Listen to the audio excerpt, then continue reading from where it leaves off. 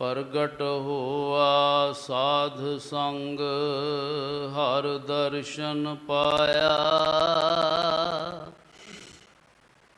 San नाई बुतकारिया, ओ घर घर सुनिया। हिरदै वसया पार ब्रह्म, भगतां मैं गनिया। ए विध सुन कै जाट रो, उठ भगति लागा। मिलै प्रतख गुसाइयाँ, धन्ना वड भागा।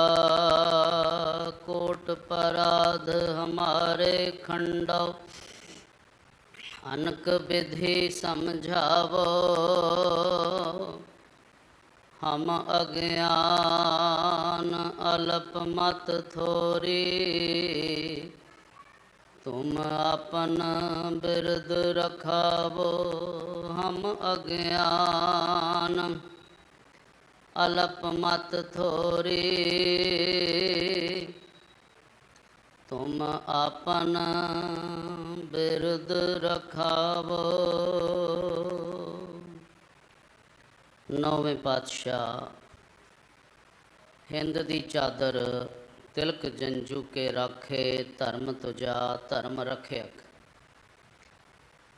धन धन साहिब श्री गुरु तेग बहादुर साहब महाराज जी दे महान पावन पवित्र शहीदी अस्थान गुरुद्वारा सीसगंज साहिब जी विखे जुगो जुग अटल सतगुरु दसां पातशाहियां दी जोत, धन धन साहिब श्री गुरु ग्रंथ साहिब महाराज जी दी पावन पवित्र गोद दा निगमान रही परम सत्कार योग गुरु रूप गुरु खालसा सत संगत जी निम्रता सहित गुरु फतेह प्रवान करो जी। वाहिगुरु जी का खालसा वाहिगुरु जी की फतेह। धनता योग हो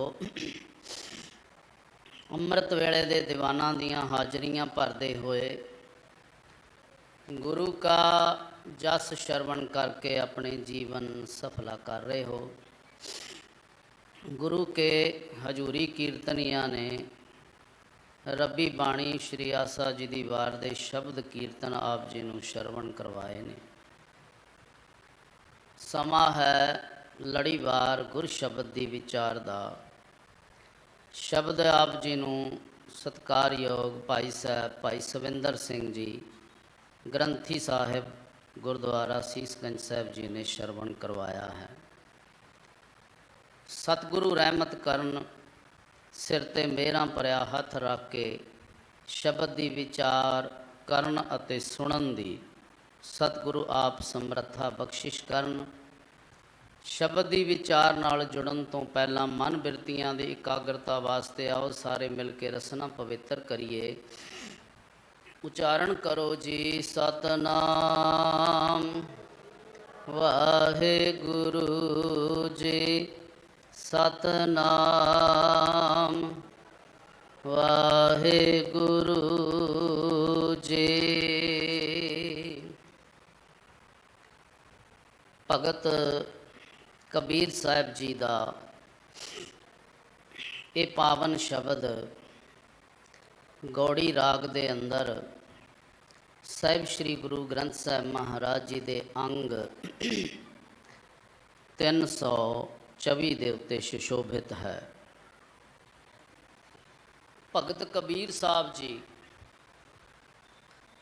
समझा रहे ने, गौड़ी कबीर जी जब हम एको एक कर जाने तब लोग काहे दुख माने। बड़ी अजीब गल है। कबीर साहब जी दस रहे ने कि जदों तक सानू समझ नहीं सी आई असी इधर उधर भटकते रहे, उदों तक किसी नूं कोई इतराज नहीं सी।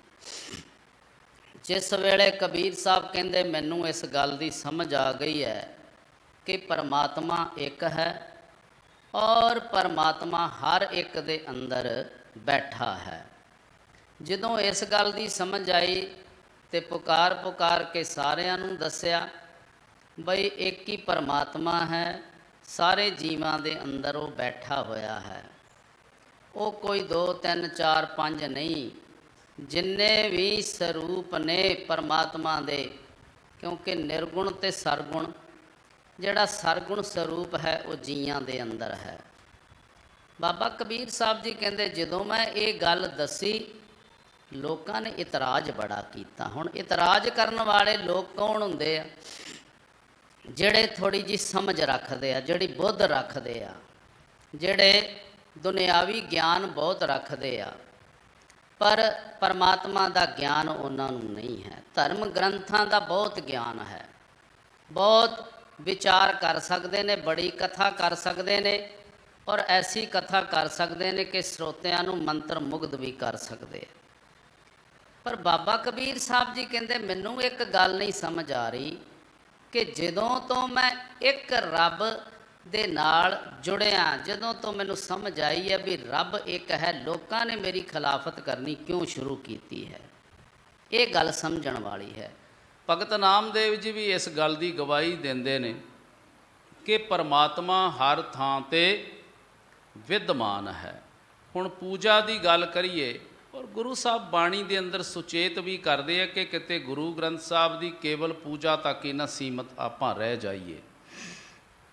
और भगत नामदेव जी ने स्पष्ट गल की है कि सिखो किते पूजा तक सीमित ना रह जाओ, भी जिवें किसी मूर्ति की पूजा करते हैं इस तरह गुरु ग्रंथ साहब नूं भी किते मूर्ति बना के ना पूजन लग पईए। ਇਹਦੇ ਅੰਦਰ ਜਿਹੜਾ ਗਿਆਨ ਭੰਡਾਰ ਹੈ, ਗੁਰੂ ਗ੍ਰੰਥ ਸਾਹਿਬ ਦੀ ਬਾਣੀ ਦੇ ਅੰਦਰ ਜਿਹੜਾ ਗਿਆਨ ਪ੍ਰਕਾਸ਼ ਹੈ, ਆਪਾਂ ਉਹਨੂੰ ਸਮਝਣਾ ਹੈ।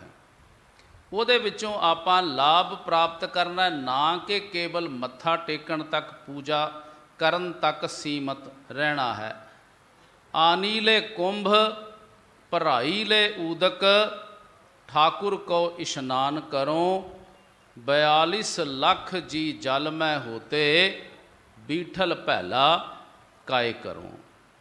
हुण गल भगत नामदेव जी पूजा की कर रहे आ, बई आपां घड़ा भरिया पानी का, और साफ सुथरा घड़ा लिया, साफ सुथरा पानी लिया, तो आके आपां मूर्ति दे उत्ते पा दिता।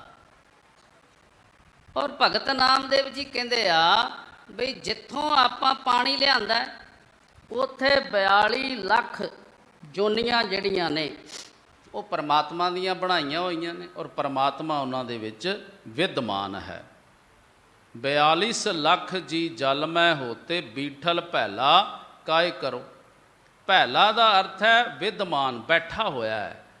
42 ਲੱਖ जड़े जीव जंतु पानी दे विच है, उथों आपां पानी लिआंदा, पानी तो पहलां ही जूठा है।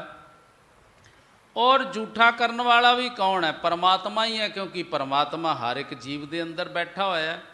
फिर सतगुर कहते फिर परमात्मा की मूर्ति नूं पानी नाल नवाउण दा कोई अर्थ नहीं रहा, क्योंकि परमात्मा तो हर एक जीव के अंदर बैठा होया, वो तो एक है। वो तो 2 4 5 8 नहीं भी मेरे विच हो रहा है, तुहाडे विच हो रहा है, गुआंढी विच हो रहा है, दूजे खब्बे पासे वाले च हो रहा है, सज्जे पासे वाले च हो रहा है। वो परमात्मा हर एक के अंदर इको ही है। और भगत नामदेव जी कहते जतर देखो तत बीठल पहला, महा आनंद करे सद केला। कहते जिधर वेखते उधर ही रब बैठा है, जिधर वेखो उधर ही है, और वो महा आनंद विच बैठा होया है। बहुत आनंद अवस्था विच परमात्मा बैठा होया है। तो आपां की करते हैं? आपां खीर बनाई है, आनी ले दूध रिधाई ले खीरंग, ठाकुर की ठाकुर को नैवेद्य करूँ। हुण असी खीर बनाई है और लिया के ठाकुर दे अगे रख दी।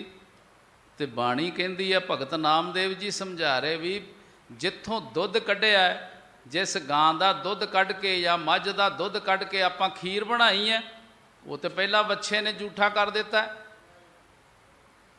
आनी ले दूध रिधाई ले खीरंग, ठाकुर को नैवेद्य करो।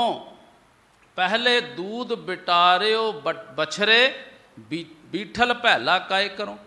ਕਹਿੰਦੇ ਉਹ ਤੇ ਪਹਿਲਾਂ ਹੀ ਰੱਬ ਨੇ ਵੱਛੇ ਦੇ ਰੂਪ ਵਿੱਚ, ਕਿਉਂਕਿ ਹਰ ਇੱਕ ਵਿੱਚ ਪਰਮਾਤਮਾ ਬੈਠਾ ਹੋਇਆ ਤੇ ਵੱਛੇ ਵਿੱਚ ਵੀ ਬੈਠਾ ਹੈ।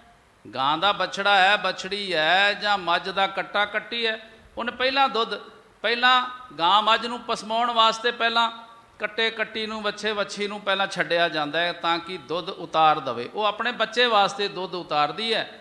ਉਹ ਗੱਲ ਵੱਖਰੀ ਹੈ ਕਿ ਆਪਾਂ ਉਹਦਾ ਦੁੱਧ ਚੋਰੀ ਕਰ ਲੈਂਦੇ, ਬੱਚੇ ਦਾ, ਗਾਂ ਦੇ ਬੱਚੇ ਦਾ, ਮੱਝ ਦੇ ਬੱਚੇ ਦਾ ਦੁੱਧ ਆਪਾਂ ਖੋਹ ਲੈਂਦੇ ਹਾਂ। ਇਹ ਵੀ ਗੁਰੂ ਸਾਹਿਬ ਤੇ ਕਹਿੰਦੇ ਇਹ ਵੀ ਪਾਪ ਹੀ ਹੈ। ਭਗਤ ਨਾਮਦੇਵ ਜੀ ਕਹਿੰਦੇ ਕਿ ਪਰਮਾਤਮਾ ਤੇ ਹਰ ਥਾਂ ਤੇ ਵਿਦਮਾਨ ਹੈ, ਉਹਦੀ ਪੂਜਾ ਕਾਹਦੇ ਨਾਲ ਕਰੋਗੇ? ਉਹਨੇ ਤੇ ਪਹਿਲਾਂ ਹੀ ਦੁੱਧ ਪੀ ਲਿਆ ਵੱਛੇ ਦੇ ਰੂਪ ਵਿੱਚ। ਤੇ ਜੇ ਆਪਾਂ ਫੁੱਲ ਚੜਾਉਣ ਦੀ ਗੱਲ ਕਰੀਏ, ਆਪਾਂ ਬੜੇ ਬੜੇ ਕੀਮਤੀ ਸਿਹਰੇ ਚੜਾਉਂਦੇ ਆ। ਔਰ ਭਗਤ ਜੀ ਇਹ ਵੀ ਗੱਲ ਸਮਝਾਉਂਦੇ ਆ, ਆਨੀਲੇ ਫੂਲ, ਬਈ ਫੁੱਲ ਲਿਆ ਕੇ ਆਪਾਂ ਬੜੀ ਸੋਹਣੀ ਮਾਲਾ ਬਣਾਈ ਹੈ, ਤੇ ਉਸ ਮਾਲਾ ਵਾਲੇ ਫੁੱਲਾਂ ਦੀ ਪਹਿਲਾਂ ਜਿਹੜੀ ਸੁਗੰਧੀ ਉਹ ਭਵਰਿਆਂ ਨੇ ਪਹਿਲਾਂ ਹੀ ਲੈ ਲਈ ਹੈ ਸੁਗੰਧੀ। ਫੁੱਲ ਝੂਠੇ ਹੋ ਗਏ। ਤੇ ਅੰਤਰੀਵ ਭਾਵ ਜਦੋਂ ਪੜਾਂਗੇ ਵੀ ਭਵਰੇ ਦੇ ਵਿੱਚ ਰੱਬ ਬੈਠਾ ਹੈ, ਰੱਬ ਭਵਰੇ ਦੇ ਅੰਦਰ ਬੈਠ ਕੇ ਉਹਨੇ ਤੇ ਸੁਗੰਧੀ ਪਹਿਲਾਂ ਲੈ ਲਈ ਹੈ, ਤੇ ਆਪਾਂ ਹੁਣ ਕਿਹਨੂੰ ਫੁੱਲ ਚੜਾਉਣ ਚੱਲੇ ਆ? ਫੁੱਲ ਚੜਾਉਣ ਦਾ ਮਾਲਾ ਵਧੀਆ ਬਣਾ ਕੇ ਜੇ ਆਪਾਂ ਕਿਸੇ ਦੇਵਤੇ ਨੂੰ ਜਾਂ ਗੁਰੂ ਗ੍ਰੰਥ ਸਾਹਿਬ ਨੂੰ ਚੜਾਉਣੇ, ਸਜਾਵਟ ਵਾਸਤੇ ਚੜਾ ਰਹੇ, ਠੀਕ ਹੈ। ਪਰ ਜੇ ਅਸੀਂ ਕਹੀਏ ਵੀ ਪੂਜਾ ਵਾਸਤੇ ਫੁੱਲ ਚੜਾਉਣੇ ਆ, ਪੂਜਾ ਵਾਸਤੇ ਮਾਲਾ ਚੜਾਉਣੇ ਆ, ਤੇ ਭਗਤ ਨਾਮਦੇਵ ਜੀ ਕਹਿੰਦੇ ਬਿਲਕੁਲ ਗਲਤ ਜੇ। ਕਿਉਂਕਿ ਪਰਮਾਤਮਾ ਨੇ ਤੇ ਪਹਿਲੇ ਬਾਸ ਲਈ ਹੈ ਭਵਰੈ, ਬੀਠਲ ਭੈਲਾ ਕਾਇ ਕਰੋ।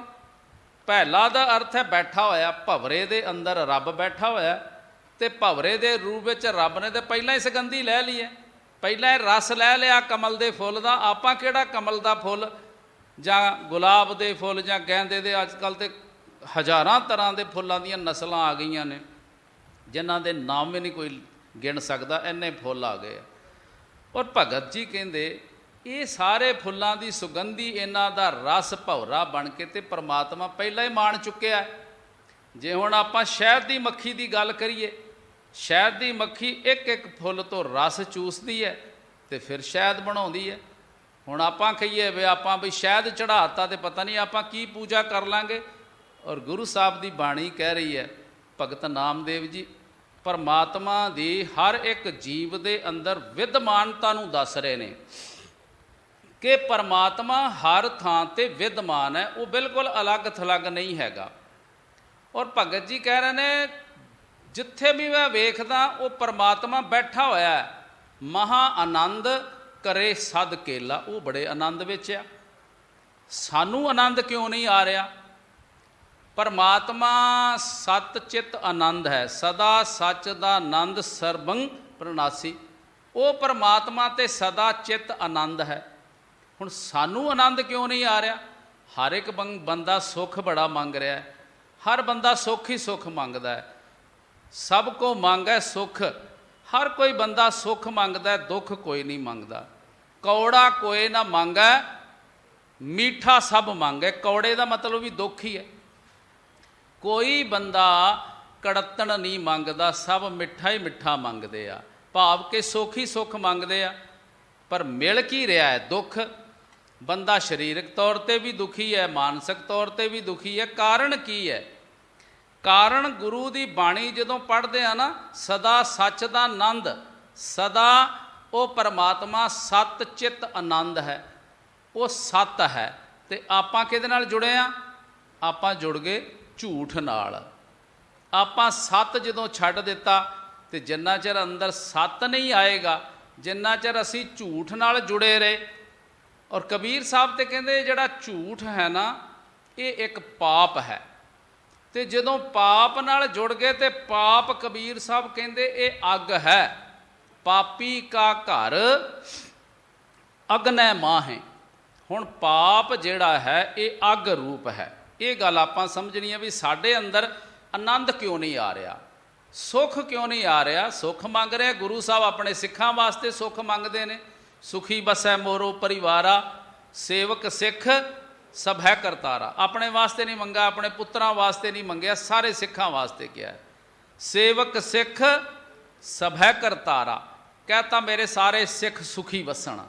ਇਹ ਮੇਰਾ ਸਿੱਖ ਜਿਹੜਾ ये मेरा परिवार है।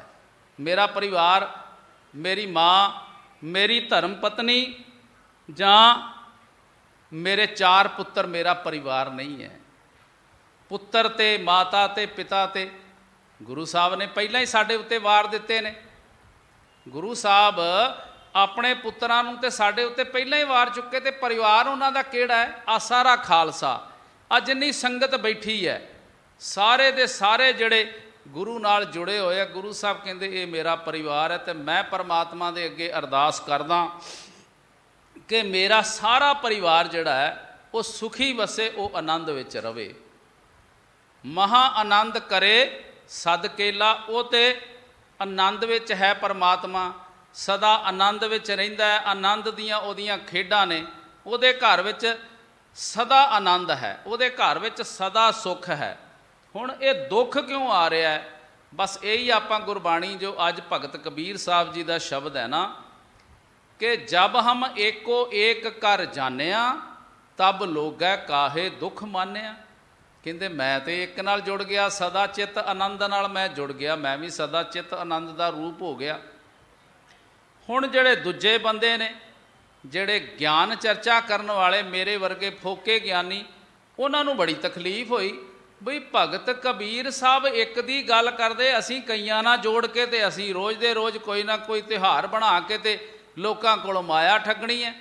बई अज आ दिन आ गया, आ दिन मनाओ, अज आ दिन आ गया, आ दिन मनाओ, अज आ गया। महीने 'च 4-5 दिन बना के ते आपां अपनी दाल फुलके का काम तोरिया सी। कबीर साहब कहंदे भी सब गोबिंद है, सब गोबिंद है, गोबिंद बिन नहीं कोई। वो तो कहंदे सारे बंदे ही गोबिंद ने, हर एक दे अंदर गोबिंद है, हर एक जीव दे अंदर, हर एक पेड़ पौधे दे अंदर परमात्मा को की समझ आ गई है। हुण जेड़ा ते सियाणियां दा मत है भी जेड़ा ते ना समझ है बंदा, ओनू ते समझाउंदियां बहुता चिर नहीं लगदा। ओनू समझावांगे, ओनू समझ आ जाएगी, बड़ी छेती पकड़ करेगा वो। ते जेड़ा बंदा पढ़िया आ, बड़ा ज्ञान है उहदे कोल, उस बंदे नू समझाउणा गुरु की गल बहुत ही औखी हुंदी है। क्योंकि उन्हें अपना ज्ञान अगे रख देना, उन्हें कारण पुछने आ किदां होया, आ किदां होया, तरीका दसो जी, वार दसो, टाइम दसो, गिट्ठा मिण के पुछणगे भी आ कित्थे, आ कित्थे। पर गुरु साहब कहंदे जदों असीं इन्हां कारणां 'च बज्झे रहे, सवालां 'च बज्झे रहे, किंतु परंतुआं 'च बज्झे रहे, शरधा साडे अंदर बणी ना, जिन्ना चिर साडे अंदर शरधा नहीं बनेगी गुरु शब्द वास्ते, उन्ना चिर गल किवें बनेगी? जदों असीं शरधा ही नहीं धारण करनी, जदों तक असीं मन्नांगे नहीं भी आ मेरा प्यो है, तो दूसरे किवें कहणगे भी ये फलाणे दा प्यो ये है? पहलां आपां नूं प्यो मन्नना पएगा भी गुरु ग्रंथ साहब साडा प्यो है। तू मेरा पिता, तू है मेरा माता, तू मेरा बंधप, तू मेरा भराता, तू मेरा माँ भी है, तू मेरा प्यो भी है, तू मेरा सारा कुछ है। पहला सानू मन्नना पएगा। जदों असीं मन्नांगे तो फिर सियाणे कहंदे भी जे जिस तरह के काम प्यो करदा है ना, फिर ऐसे काम पुत्तर नूं भी करने चाहिए है, बल्कि अपने प्यो नालों वध के काम करने चाहिए। हुण प्यो साडा गुरु ग्रंथ साहब है, गुरु नानक साहब, गुरु गोबिंद सिंह महाराज साडे पिता ने, और जो उन्होंने कर्म कीते ने, जो उन्होंने सेवा भावना विखाई है, जो उन्होंने अंदर त्याग है, बलिदान है, सरबत दे भले दी हमेशा गल करते रहे। जे जंग युद्ध भी कीते आ ते जर जोरू जमीन वास्ते नहीं कीते, जदों सिर ते पै गए आ, जदों अगला गल पैण ही आ गया है, उस वेले गुरु साहब ने हथियार चुके आ। वैसे उन्होंने जंग करन दा कोई मकसद नहीं रहा, कोई मतलब नहीं सी। जंग जितण तो बाद भी उन्होंने, कल ही एक सिंह मैनू सवाल कर रहा सी, कहते गुरु साहब ने बहादुर शाह की मदद तो की है। MP तो एक सिंह आया सी कल मेरे कोल, कहंदा इतिहास की गल चल रही सी घर बैठे बैठे, मैनू कहंदा गुरु साहब ने बहादुर शाह की मदद की है, तो आप क्यों नहीं दिल्ली का राज लै लिया, आप क्यों नहीं तखत से बह के बहादुर शाह नूं क्यों बिठाया? मैं क्या भरावा, गुरु साहब कोई राज तखत हासिल करने वास्ते नहीं सी आए, दुनियावी तख्तां की उन्होंने कोई जरूरत नहीं सी। वो तो सच्चे पातशाह ने, वो तो रब रूप ने, ਉਹ ਤੇ ਦੁਨੀਆ ਦਾ ਭਲਾ ਕਰਨ ਆਏ ਆ, ਤਖਤ ਤੇ ਬਹਿ ਕੇ ਤੇ ਰਾਜੇ ਕੀ ਕੀ ਕਰਮ ਕਰਦੇ ਆ। ਫਿਰ ਜੇ ਰਾਜ ਤਖਤ ਤੇ ਗੁਰੂ ਸਾਹਿਬ ਜੇ ਬਹਿ ਜਾਂਦੇ ਤੇ ਸਾਰਾ ਸਮਾਂ ਤੇ ਉਹਨਾਂ ਦਾ ਰਾਜ ਦੇ ਝਮੇਲਿਆਂ 'ਚ ਹੀ ਨਿਕਲ ਜਾਣਾ ਸੀ। ਕਦੀ ਕਿਸੇ ਪਾਸੇ ਝਗੜਾ ਤੇ ਕਦੀ ਕਿਸੇ ਪਾਸੇ, ਕਦੀ ਕਿਸੇ ਉਪਦਰਵ ਨੂੰ ਮਿਟਾਓ ਤੇ ਕਦੀ ਕਿਸੇ ਪਾਸੇ ਝਗੜਾ ਹੋ ਰਿਹਾ, ਤੇ ਗੁਰੂ ਸਾਹਿਬ ਤੇ ਸਾਰਾ ਆਪਣਾ ਜੀਵਨ ਇਹਨਾਂ ਕੰਮਾਂ 'ਚ ਹੀ ਬਿਤਾ ਦਿੰਦੇ। ਗੁਰੂ ਸਾਹਿਬ ਕੋਈ ਸੰਸਾਰਕ ਰਾਜ ਕਰਨ ਨਹੀਂ ਸੀ ਆਏ। ਜੇ ਉਹਨਾਂ ਰਾਜ ਹੀ ਕਰਨਾ ਹੁੰਦਾ ਤੇ ਜਦੋਂ ਮਰਜ਼ੀ ਰਾਜ ਕਰ ਲੈਂਦੇ। ਗੁਰੂ ਸਾਹਿਬ ਤੇ ਲੋਕ ਭਲਾਈ ਕਰਨ ਆਏ ਸੀ, ਉੱਤੇ ਸਰਬੱਤ ਦਾ ਭਲਾ ਕਰਨ ਆਏ ਸੀ। ਥਾਂ ਥਾਂ ਤੇ ਜਾ ਕੇ ਉਹਨਾਂ ਨੇ ਉਪਦੇਸ਼ ਦਿੱਤਾ। ਜੇ ਤੇ ਕੋਈ ਉਹਨਾਂ ਕੋਲ ਪਹੁੰਚ ਗਿਆ ਹੈ ਤੇ ਠੀਕ ਹੈ, ਜੇ ਨਹੀਂ ਪਹੁੰਚ ਸਕਿਆ ਤੇ ਗੁਰੂ ਸਾਹਿਬ ਆਪ ਚੱਲ ਕੇ ਪਹੁੰਚੇ ਆ, ਆਪ ਗਏ ਆ, ਆਪ ਜਾ ਕੇ ਉਪਦੇਸ਼ ਦਿੱਤਾ ਵੀ ਭਲਿਆ ਇਸ ਪਾਸੇ ਲੱਗ, ਇੱਧਰ ਲੱਗੇਗਾ ਤੇ ਤੇਰਾ ਜੀਵਨ ਜਿਹੜਾ ਇਹ ਸੁਖਦਾਈ ਹੋਏਗਾ। ਕਿਉਂਕਿ ਸਾਡਾ ਮਨੁੱਖਾ ਜੀਵਨ ਸਾਨੂੰ ਮਿਲਿਆ ਕਾਹਦੇ ਵਾਸਤੇ ਆ? ਭਾਈ ਨੰਦ ਸਿੰਘ ਜੀ ਲਾਲ, ਮੈਂ ਸਿੰਘ ਪਤਾ ਕਿਉਂ ਲਾਉਣਾ, ਆਮ ਕਰਕੇ ਸਾਡੇ ਪ੍ਰਚਾਰਕ ਨਹੀਂ ਲਾਉਂਦੇ, ਮੈਂ ਉਹਨਾਂ ਕੋਲ ਮਾਫੀ ਵੀ ਮੰਗਦਾ। ਕਿਉਂਕਿ ਜੇ ਸਾਰਿਆਂ ਨੇ ਅੰਮ੍ਰਿਤ ਛਕਿਆ ਹੈ ਤੇ ਭਾਈ ਨੰਦ ਸਿੰਘ ਜੀ ਲਾਲ ਹੋਣਾ ਨੇ ਰਹਿਤ ਮਰਿਆਦਾ ਲਿਖੀ ਹੈ, ਅੰਮ੍ਰਿਤ ਪਾਨ ਕਰਨ ਦੀ ਰਹਿਤ ਮਰਿਆਦਾ ਲਿਖੀ ਉਹਨਾਂ ਨੇ। ਜੇ ਰਹਿਤ ਮਰਿਆਦਾ ਲਿਖੀ ਤੇ ਅੰਮ੍ਰਿਤ ਵੀ ਜ਼ਰੂਰ ਛਕਿਆ ਹੋਏਗਾ। ਔਰ ਜਿਹੜੇ ਪੰਥ ਦੇ ਵਿਦਵਾਨ ਹੈ, ਮੈਂ ਜੇ ਗਲਤ ਕਹਿ ਰਿਹਾ ਤਾਂ ਮੈਨੂੰ ਖਿਮਾ ਵੀ ਕਰ ਦੇਣ, ਜੇ ਗੁਰੂ ਸਾਹਿਬ ਦੇ ਦੱਸੇ ਹੋਏ ਮਾਰਗ ਦਾ ਉਹਨਾਂ ਨੇ ਜ਼ਿਕਰ ਕੀਤਾ ਹੈ ਆਪਣੇ ਗਜ਼ਲਾਂ ਦੇ ਅੰਦਰ, ਆਪਣੇ ਕਿਤਾਬਾਂ ਦੇ ਅੰਦਰ, ਔਰ ਗੁਰੂ ਸਾਹਿਬ ਨੇ ਪ੍ਰਵਾਨਗੀ ਦਿੱਤੀ ਹੈ। ਬੰਦਗੀ ਨਾਮਾ ਲਿਆਏ ਸੀ ਲਿਖ ਕੇ, ਗੁਰੂ ਸਾਹਿਬ ਨੇ ਕਿਹਾ ਬੰਦਗੀ ਨਾਮਾ ਨਹੀਂ, ਇਹ ਤੇ ਜ਼ਿੰਦਗੀ ਨਾਮਾ ਹੈ। ਇਹ ਤੇ ਮਨੁੱਖਾਂ ਨੂੰ ਜ਼ਿੰਦਗੀ ਦੇਣ ਵਾਲੇ ਇਹ ਜਿਹੜਾ ਲੇਖ ਤੁਸੀਂ ਲਿਖੇ, ਇਹਦੇ ਨਾਲ ਜ਼ਿੰਦਗੀ ਮਿਲੇਗੀ। ਭੁੱਲੇ ਭਟਕੇ ਕੁਰਾਹੇ ਪਏ ਹੋਏ ਬੰਦਿਆਂ ਨੂੰ ਜ਼ਿੰਦਗੀ ਪ੍ਰਾਪਤ ਹੋਏਗੀ ਇਹ ਤੁਹਾਡੀ ਲਿਖਤ ਤੋਂ। ਤੇ ਜੇ ਉਹ ਇੰਨਾ ਕੁਝ ਲਿਖ ਰਹੇ ਨੇ ਸਿੱਖੀ ਦੇ ਬਾਰੇ, ਤੇ ਅੰਮ੍ਰਿਤ ਮੇਰਾ ਤੇ ਮਨ ਇਹ ਕਹਿੰਦਾ ਕਿ ਉਹਨਾਂ ਨੇ ਅੰਮ੍ਰਿਤ ਜ਼ਰੂਰ ਛਕਿਆ ਹੋਏਗਾ ਤੇ ਜ਼ਰੂਰ ਉਹਨਾਂ ਦਾ ਨਾਮ ਸਿੰਘ ਵੀ ਹੋਏਗਾ। ਇਹ ਠੀਕ ਹੈ ਕਿ ਸਾਡਾ ਇਤਿਹਾਸ ਜਿਹੜਾ ਹੈ ਸਿੱਖਾਂ ਨੇ ਨਹੀਂ ਲਿਖਿਆ, ਗੈਰ ਲੋਕਾਂ ਨੇ ਲਿਖਿਆ। ਜ਼ਿਆਦਾਤਰ ਉਹਨਾਂ ਲੋਕਾਂ ਨੇ ਲਿਖਿਆ ਜਿਹੜੇ ਸਿੱਖੀ ਨੂੰ ਪਸੰਦ ਹੀ ਨਹੀਂ ਕਰਦੇ ਸੀ, ਜਿਹੜੇ ਸਿੱਖੀ ਦੇ ਉੱਚੇ ਸੁੱਚੇ ਇਤਿਹਾਸ ਨੂੰ ਪਸੰਦ ਨਹੀਂ ਕਰਦੇ ਸੀ, ਉਹਨਾਂ ਨੇ ਸਾਡਾ ਇਤਿਹਾਸ ਲਿਖਿਆ। ਤੇ ਉਹ ਪੂਰੀ ਸੱਚ ਗੱਲ ਤੇ ਕਿਸੇ ਨੇ ਵੀ ਨਹੀਂ ਲਿਖੀ, ਬਹੁਤ ਸਾਰਾ ਰਲਾ ਵੀ ਪਾ ਦਿੱਤਾ ਹੈ। ਪਰ ਅਸੀਂ ਇਤਿਹਾਸ ਕੀ ਵੇਖਣਾ ਹੈ? ਗੁਰਬਾਣੀ ਦੀ ਕਸਵੱਟੀ, ਗੁਰਬਾਣੀ ਦੀ ਕਸਵੱਟੀ ਉੱਤੇ ਜਿਹੜਾ ਸਾਡਾ ਇਤਿਹਾਸ ਖਰਾ ਉਤਰ ਰਿਹਾ ਹੈ ਉਹ ਸਾਡਾ ਇਤਿਹਾਸ ਹੈ। ਜਿਹੜਾ ਗੁਰਬਾਣੀ ਦੀ ਕਸਵੱਟੀ ਤੇ ਖਰਾ ਨਹੀਂ ਉਤਰਦਾ ਉਹ ਆਪਣਾ ਇਤਿਹਾਸ ਨਹੀਂ ਹੋ ਸਕਦਾ। ਸਾਡੇ ਕੋਲ ਕਸਵੱਟੀ ਹੈ, ਸੋਨਾ ਲੈ ਕੇ ਜਾਂਦੇ ਨਾ ਵੇਚਣ ਵਾਸਤੇ, ਤੇ ਸੁਨਿਆਰੇ ਵੀਰ ਕੋਲ ਕਸਵੱਟੀ ਹੈ, ਉਹ ਰਗੜਦਾ ਹੈ ਔਰ ਉਹ ਚਮਕ ਉਹਨੂੰ ਪਤਾ ਹੈ, ਉਹ ਸੋਨੇ ਦੀ ਚਮਕ ਤੋਂ ਪਤਾ ਕਰ ਦਿੰਦਾ ਵੀ ਇਹਦੇ ਵਿੱਚ ਇੰਨਾ ਖੋਟ ਹੈ, ਇਹ ਇੰਨਾ ਸ਼ੁੱਧ ਹੈ ਜਾਂ 100% ਸ਼ੁੱਧ ਹੈ, 24 ਕੈਰਟ ਹੈ, 22 ਕੈਰਟ ਹੈ, ਕਿੰਨਾ ਉਹਨੂੰ ਪਤਾ ਲੱਗ ਜਾਂਦਾ ਕਸਵੱਟੀ ਲਾ ਕੇ। ਆਮ ਬੰਦੇ ਨੂੰ ਨਹੀਂ ਪਤਾ ਲੱਗਦਾ, ਜਿਹੜਾ ਕੰਮ ਕਰਦਾ ਉਹਨੂੰ ਪਤਾ ਲੱਗਦਾ ਹੈ। ਇਸੇ ਤਰ੍ਹਾਂ ਸਾਡੇ ਕੋਲ ਸ਼ਬਦ ਦੀ ਕਸਵੱਟੀ ਹੈ। ਗੁਰੂ ਸਾਹਿਬ ਕਹਿੰਦੇ ਸ਼ਬਦ ਦੀ ਕਸਵੱਟੀ ਲਾਇਆ ਕਰੀਏ, ਆਪਣੀ ਜ਼ਿੰਦਗੀ ਤੇ ਵੀ ਸ਼ਬਦ ਦੀ ਕਸਵੱਟੀ ਲਾਈਏ, ਆਪਣੀ ਜ਼ਿੰਦਗੀ ਨੂੰ ਵੀ ਖਰਾ ਸੋਨਾ ਬਣਾ ਲਈਏ। ਇਹਦੇ ਅੰਦਰ ਜਿਹੜੀ ਮਿਲਾਵਟ ਹੋ ਗਈ ਹੈ, ਬਹੁਤ ਸਾਰੀ ਮਿਲਾਵਟ ਆਪਾਂ ਕਰ ਲਈ ਹੈ ਵਿਕਾਰਾਂ ਦੀ, ਬਹੁਤ ਸਾਰੇ ਝੂਠ ਫਰੇਬ ਵਿਕਾਰ, ਕਾਮ ਕ੍ਰੋਧ ਲੋਭ ਮੋਹ ਹੰਕਾਰ, ਈਰਖਾ ਦਵੈਸ਼, ਇਹ ਸਭ ਜਿਹੜੀ ਮਿਲਾਵਟ ਹੈ ਇਹ ਸਰੀਰ ਦੇ ਵਿੱਚ ਆ ਚੁੱਕੀ ਹੈ। ਗੁਰੂ ਸਾਹਿਬ ਕਹਿੰਦੇ ਸ਼ਬਦ ਦੀ ਕਸਵੱਟੀ ਲਾਈਏ। ਔਰ ਭਾਈ ਨੰਦ ਸਿੰਘ ਜੀ ਲਾਲ ਕਹਿੰਦੇ ਅਸੀਂ ਆਏ ਹੀ ਬੰਦਗੀ ਵਾਸਤੇ ਆ, ਸਾਨੂੰ ਸਰੀਰ ਹੀ ਬੰਦਗੀ ਵਾਸਤੇ ਮਿਲਿਆ। ਸਾਡਾ ਜਿਹੜਾ ਮਨੁੱਖਾ ਸਰੀਰ ਹੈ ਇਹ ਸਾਨੂੰ ਬੰਦਗੀ ਕਰਨ ਵਾਸਤੇ ਹੀ ਮਿਲਿਆ। ਹਵਾਏ ਬੰਦਗੀ ਆਵੁਰਦ, ਕਹਿੰਦੇ ਇਹ ਜਿਹੜਾ ਸਰੀਰ ਸਾਨੂੰ ਮਿਲਿਆ ਇਹ ਬੰਦਗੀ ਕਰਨ ਵਾਸਤੇ, ਸਿਮਰਨ ਕਰਨ ਵਾਸਤੇ ਮਿਲਿਆ, ਨਹੀਂ ਤੇ ਸਾਨੂੰ ਇਹ ਸਰੀਰ ਦੀ ਲੋੜ ਹੀ ਕੀ ਹੈ? ਕੀ ਲੋੜ ਪਈ ਹੈ ਮਨੁੱਖਾ ਜਨਮ ਦੀ? ਬਥੇਰੇ ਅਸੀਂ ਸਵਛੰਦ ਵਿਚਰਨ ਵਾਲੇ ਸਰੀਰਾਂ 'ਚ ਰਹੇ ਹਾਂ। ਗਿੱਦੜ ਬਘਿਆੜ ਹਿਰਨ ਚੀਤੇ ਸਭ ਜੰਗਲ ਵਿੱਚ ਖੁੱਲ੍ਹੇ ਫਿਰਦੇ ਪਏ, ਕੋਈ ਕਾਨੂੰਨ ਨਹੀਂ ਹੈਗਾ। ਜਿਹੜਾ ਕਾਨੂੰਨ ਵਿੱਚ ਵੱਜੇਗਾ ਉਹ ਇਨਸਾਨ ਹੈ। ਔਰ ਸਿਆਣਿਆਂ ਨੇ ਲਿਖਿਆ ਹੈ ਆਜ਼ਾਦੀ ਦਾ ਕੀ ਅਰਥ ਹੈ? ਆਜ਼ਾਦੀ ਦੇ ਅੰਦਰ ਵੀ ਕੁਛ ਬੰਦਸ਼ਾਂ ਨੇ। ਔਰ ਜੇ ਕਿਸੇ ਨੇ ਗੁਰੂ ਦੀ ਬਖਸ਼ਿਸ਼ ਲੈਣੀ ਹੈ ਤੇ 4 ਵੱਜਰ ਕਰੈਤਾਂ ਦੀ ਬੰਦਸ਼ ਹੈ, 5 ਕਕਾਰ ਰੱਖਣੇ ਨੇ, 5 ਬਾਣੀਆਂ ਦੇ ਜਾਪ ਕਰਨੇ ਨੇ, ਸਵੇਰੇ ਸ਼ਾਮ ਨੂੰ ਸੋਦਰ ਔਰ ਰਾਤ ਨੂੰ ਸੋਹਿਲਾ ਸਾਹਿਬ। ਇਹ ਸਿੱਖ ਦੀਆਂ ਬੰਦਿਸ਼ਾਂ ਨੇ, ਇਹ ਸਿੱਖ ਦੀਆਂ ਰਹਿਤ ਮਰਿਆਦਾ ਨੇ। ਇਹਨਾਂ ਦੇ ਵਿੱਚ ਜਦੋਂ ਰਵਾਂਗੇ ਤੇ ਸਾਡਾ ਜੀਵਨ ਜਿਹੜਾ ਉਹ ਸਦਾ ਖੁਸ਼ਹਾਲ, ਸਦਾ ਸੁਖਮਈ, ਸਦਾ ਆਨੰਦਿਤ ਰਹੇਗਾ। ਤੇ ਜਿਹੜਾ ਬੰਦਾ ਸੀਮਾ ਪਾਰ ਕਰ ਜਾਵੇ, ਹੁਣ ਪਾਕਿਸਤਾਨ ਦੀ ਸੀਮਾ ਹੈ, ਜੇ ਕੋਈ ਬੰਦਾ ਜਾਵੇ ਤੇ ਕੰਡਿਆਂ ਵਾਲੀ ਤਾਰ ਪਾਰ ਕਰਕੇ ਅੱਗੇ ਲੰਘ ਜੇ ਤੇ ਉਹ ਕੀ ਹਸ਼ਰ ਕਰਦੇ ਬੰਦੇ ਦਾ। ਸਭ ਤੋਂ ਪਹਿਲਾਂ ਉਹਨਾਂ ਗ੍ਰਿਫਤਾਰ ਕਰਨਾ, ਫਿਰ ਉਹਨਾਂ ਕਹਿਣਾ ਤੇ ਜਸੂਸ ਹੈ। ਉਹ ਸਜ਼ਾ ਦੇਣੀ ਹੈ ਜਿਹੜੀ ਬੰਦਾ ਕਦੀ ਜ਼ਿੰਦਗੀ 'ਚ ਸੋਚ ਨਹੀਂ ਸਕਦਾ। ਇਸੇ ਤਰ੍ਹਾਂ ਸਾਡਾ ਜੀਵਨ ਹੈ, ਜੇ ਅਸੀਂ ਇਹਦੀਆਂ ਹੱਦਾਂ ਟੱਪੀਆਂ, ਜੇ ਅਸੀਂ ਕੁਰਾਏ ਪੈ ਗਏ ਗੁਰੂ ਦੀ ਦੱਸੀ ਹੋਈ ਹੱਦ ਨੂੰ, ਹੱਦ ਦੇ ਅੰਦਰ ਨਾ ਰਹੇ, ਅਸੀਂ ਹੱਦ ਤੋਂ ਬਾਹਰ ਚਲੇ ਗਏ, ਕਾਮ ਕ੍ਰੋਧ ਲੋਭ ਮੋਹ ਹੰਕਾਰ ਦੀਆਂ ਅਸੀਂ ਹੱਦਾਂ ਟੱਪ ਗਏ, ਤੇ ਫਿਰ ਗੁਰੂ ਸਾਹਿਬ ਕਹਿੰਦੇ ਆ ਅੱਗੇ ਚੱਲ ਕੇ ਜਿਹੜੀਆਂ ਜਮਾਂ ਨੇ ਸਜ਼ਾਵਾਂ ਦੇਣੀਆਂ ਉਹਦਾ ਬਿਆਨ ਨਹੀਂ ਕੀਤਾ ਜਾ ਸਕਦਾ। ਹੱਥ ਮਰੋੜੇ ਤਨ ਕੱਪੇ ਸਿਆਹੋਂ ਹੋਵਾ ਸੇਤ, ਇੰਨੀ ਮੁਸ਼ਕਿਲਾਂ ਦੇ ਨਾਲ ਫਿਰ ਜਾਨ ਉਹ ਕੱਢਦੇ ਆ ਨਾ ਕਿ ਬੰਦੇ ਦਾ ਕਾਲਾ ਰੰਗ ਜਿਹੜਾ ਉਹ ਚਿੱਟਾ ਪੈ ਜਾਂਦਾ, ਬੱਗਾ ਪੈ ਜਾਂਦਾ। ਇਤਨੀ ਸਜ਼ਾ ਹੈ ਜੇ ਆਪਾਂ ਜੀਵਨ ਦੀਆਂ ਹੱਦਾਂ ਨੂੰ ਟੱਪਾਂਗੇ, ਜੋ ਗੁਰੂ ਸਾਹਿਬ ਨੇ ਬੰਦਿਸ਼ਾਂ ਦਿੱਤੀਆਂ ਨੇ।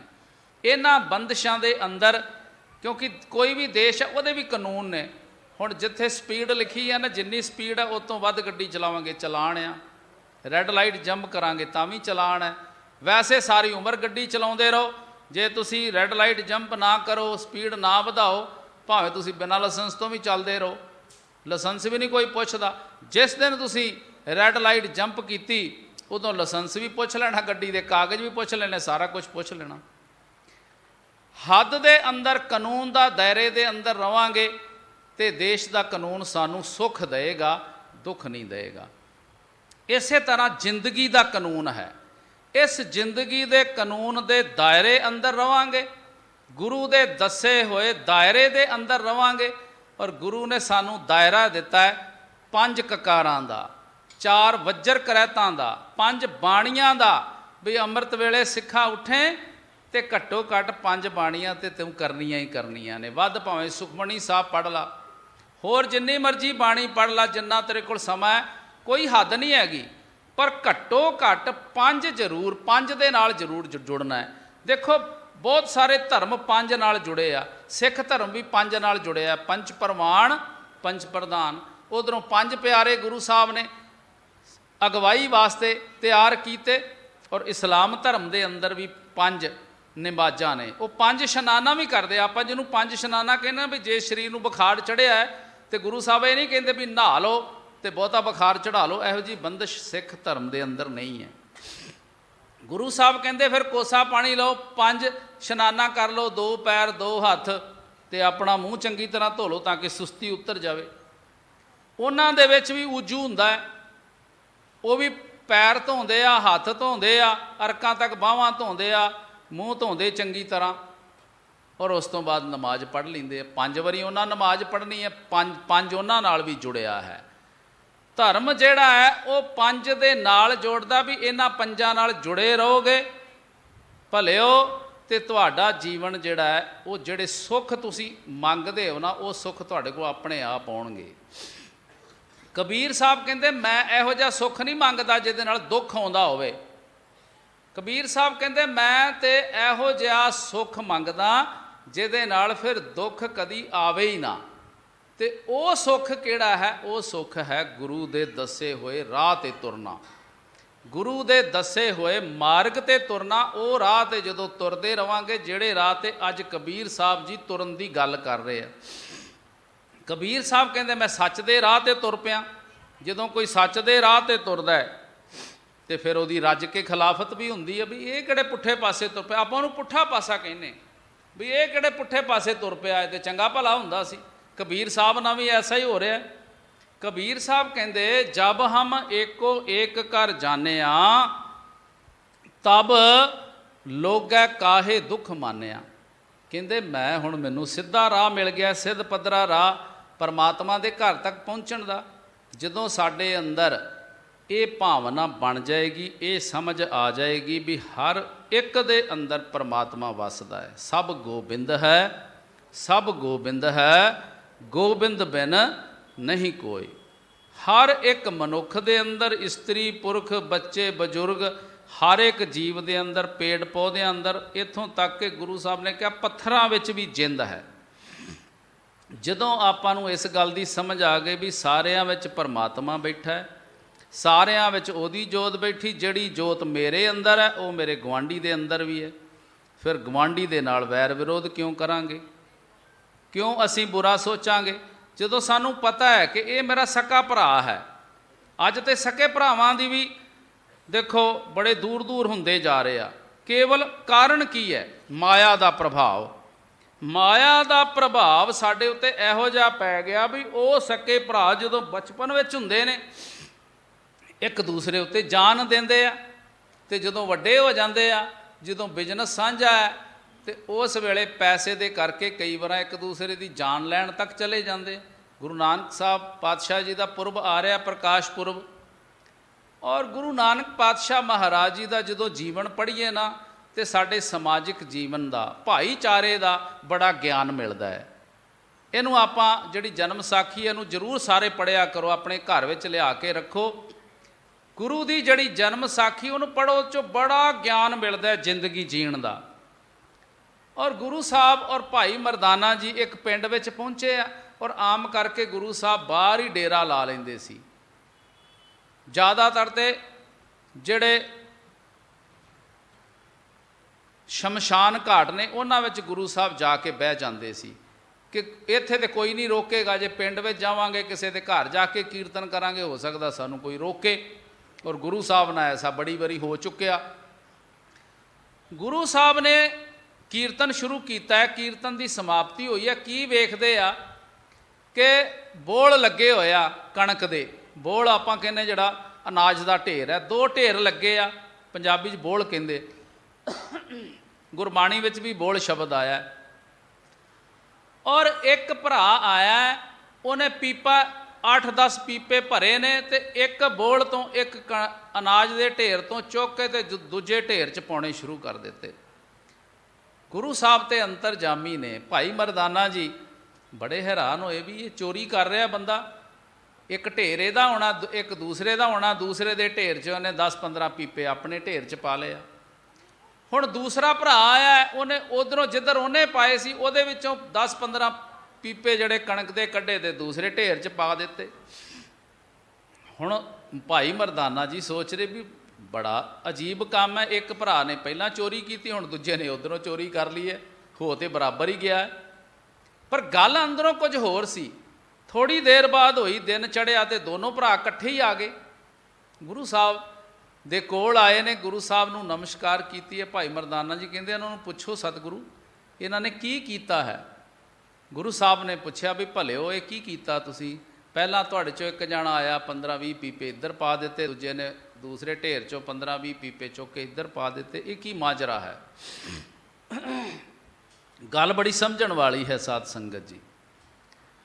ਉਹਨਾਂ ਨੇ ਦੱਸਿਆ, ਕਹਿਣ ਲੱਗਾ ਵੀ ਇਹ ਮੇਰਾ ਵੱਡਾ ਭਰਾ ਹੈ, ਇਹਦਾ ਪਰਿਵਾਰ ਥੋੜ੍ਹਾ ਵੱਡਾ ਹੈ, ਇਸ ਕਰਕੇ ਮੈਂ ਆਪਣੇ ਬੋਲ ਵਿੱਚੋਂ, ਆਪਣੇ ਦਾਣਿਆਂ ਦੇ ਢੇਰ ਵਿੱਚੋਂ ਮੈਂ ਥੋੜ੍ਹੇ ਦਾਣੇ ਇਹਦੇ ਢੇਰ ਵਿੱਚ ਪਾ ਦਿੱਤੇ ਨੇ ਤਾਂ ਕਿ ਇਹਦੇ ਪਰਿਵਾਰ ਦਾ ਸੌਖਾ ਗੁਜ਼ਾਰਾ ਹੋਵੇ। ਦੇਖੋ ਪਿਆਰ ਕਿਤਨਾ ਹੈ, ਇਹ ਆਪਾਂ ਸਿੱਖਣਾ ਹੈ।